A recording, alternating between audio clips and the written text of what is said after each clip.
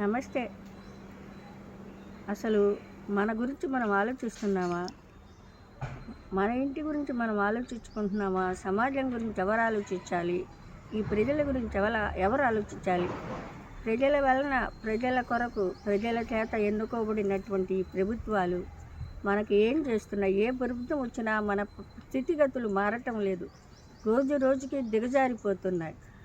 కానీ ఈరోజు పర్యటిస్తున్నాము, అందరినీ చూస్తున్నామని ఏదో మెయిన్ రోడ్లో వస్తారు. అన్నీ జనం, స్కూల్కి వెళ్ళే వాళ్ళు, అందరూ ఆగిపోవటమే.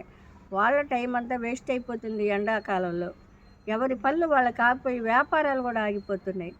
మరి ఎగ్జామ్కి వెళ్ళే వాళ్ళు కూడా, పబ్లిక్ ఎగ్జామ్కి వెళ్ళే వాళ్ళు కూడా ఎగ్జామ్ టైం కూడా దాటిపోయి అల్లాడిపోతున్నారు ఈ ఎండల్లో.